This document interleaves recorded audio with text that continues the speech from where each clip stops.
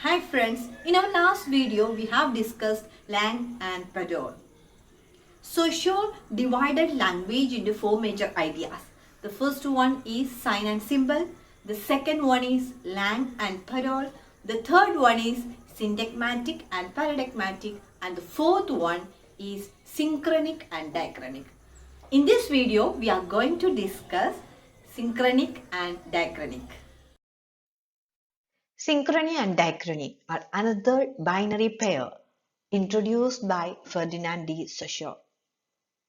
As we said about Lang and Perrault, synchrony and diachrony are confusing for some of us. Once we get to know the terms clearly, it won't be a pitfall for your coming examinations. Let's see how these two can be explained. Synchrony and diachrony are one of the major principles in modern linguistics. It is expounded by the Swiss linguist Ferdinand de Saussure, and he explained these terms, synchrony and diachrony, as a binary pair in the course in general linguistics in 1916. Keep in mind that Lang and Parole, synchrony and diachrony, syntagmatic, paradigmatic, and sign, all these principles are discussed by Saussure, and these are explained in Course in General Linguistics published in 1916. Let's look at these two terms one by one. The first one is synchronic study. Before we go to the explanation of the term, we will see what the word itself means. What does synchronic means? Chronic, chron is actually related to time. So what is sync? We should usually use the word sync, which means coming together, right? At a single point of time. So time at a particular point. So what does synchronic study means? Synchronic study is the study of language at a particular point of time. You just have to connect all these things. We know that synchronic study is a term discussed in linguistics. It is a term that comes under linguistics. So what is linguistics? Linguistics is the scientific study of language. Keep these two in mind. What is linguistics? Linguistics is the scientific study of language. So since synchronic study is something that we discuss in linguistics, it is the study of language. So what does it study? How it studies language? Synchronic study is the study of language at a particular point of time.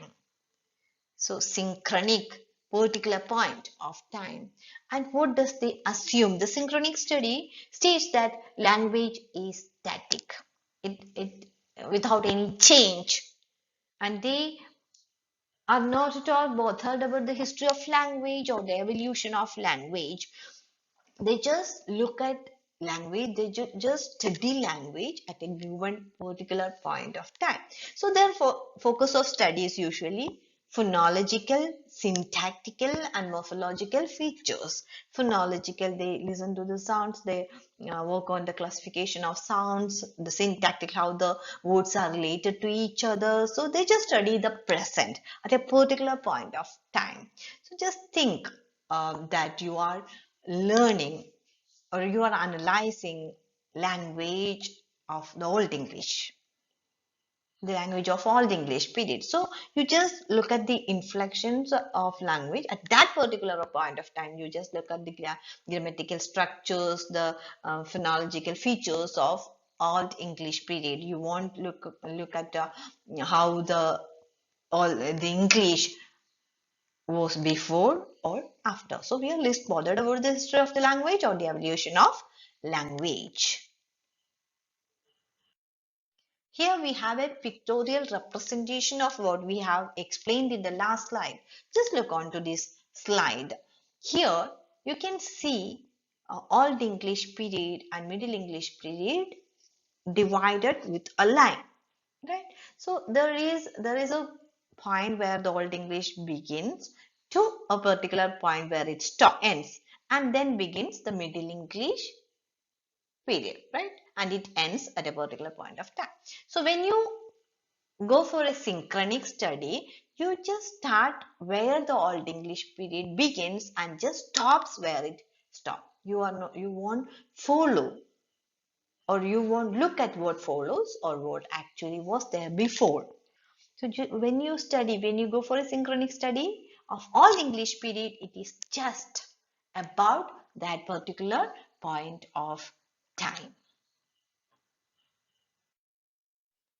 The next term is diachronic study.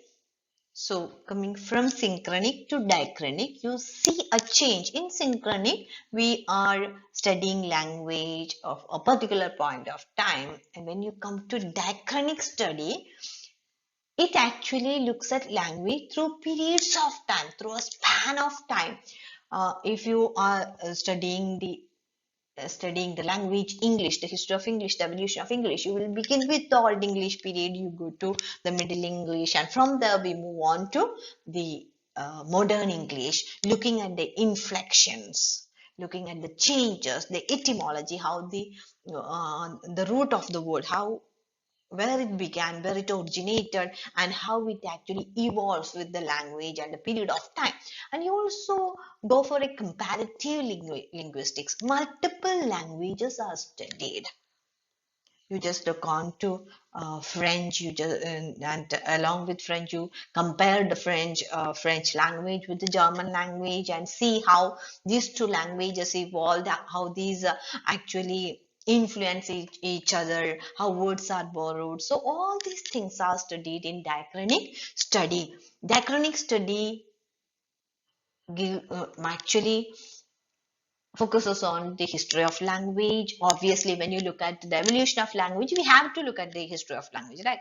So historical study, diachronic study is a historical study of language, and also the focal point is the evolution of language. They look at how language is evolved from time to time. So it's not about a particular point of time, but periods of time. Let's look at the pictorial representation of the same, of how diachronic study. Here you can see a line which can be extended both to the left and to the right. And have written here the Middle English period and Modern English period. Both the periods are marked with a bracket, right? But you cannot see any division, any watertight compartments here. It just flows from one period to another period. So when you go for a diachronic study, if you begin with Middle English period, you just move from there to Modern English. We know that the language of Chaucer is entirely different from the language of Wordsworth or Coleridge, and the language of Wordsworth or Coleridge is different from the language of Eliot. So there are inflections, changes, evolution of language when you go for such a study that is called diachronic study.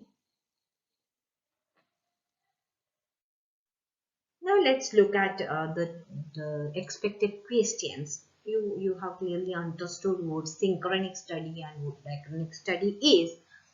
Now the first question is, who formulated the binary of synchronic versus diachronic?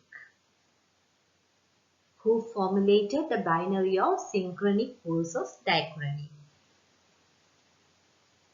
The binary of synchronic versus diachronic is formulated by the Swiss linguist Ferdinand de Saussure. Right?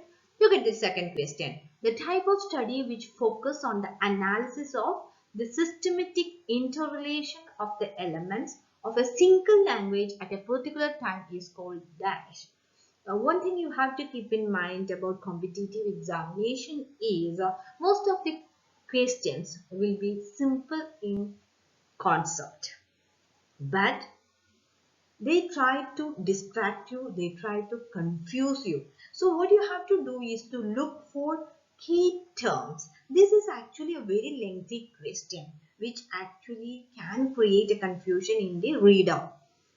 We might feel that this question is a little complex one, but of course it is not once you get the keywords in that question. Always look for keywords.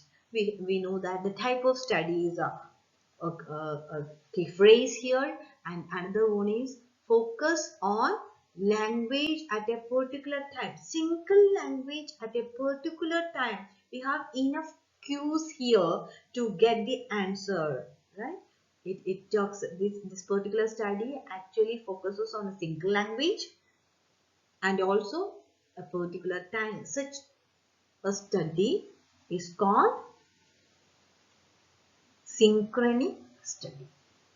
So it's easy. The type of study which focus on the analysis of the systematic interrelation of elements of a single language. That is, once you look on to the syntax of a single language, when you study the grammatical structure of a single language at a particular time, it is called synchronic study. Third question, study of language over periods of time is called, that is a very straight question. Study of language over periods of time is called diachronic study. Now the fourth question, a study that focuses on aspects of language that existed only in the modernist period can be classified as. This is the actually on an application level. We have already learned the theory what a synchronic study is and what diachronic study is. And now here we have an example where we have to use our senses to trace out the answer. Now let's look here. Study that focuses on aspects of language that existed only is a keyword here, only in modernist period. So we are looking at language during the modernist period. So particular time, right? Here the particular time is modernist period. It can be classified as obviously synchronic study. So a study that focuses on aspects of language that existed only in the modernist period can be classified as synchronic study. Now let's look at the fifth question. A study that analyzes the evolution of language from Old English to modern English period is called diachronic study. So I hope these two terms are clear to you and you won't be confused anymore. This is a kind of sure question for most of the competitive examination. This area is very important as far as linguistics is concerned. So keep these points in mind and crack the examination. Thank you.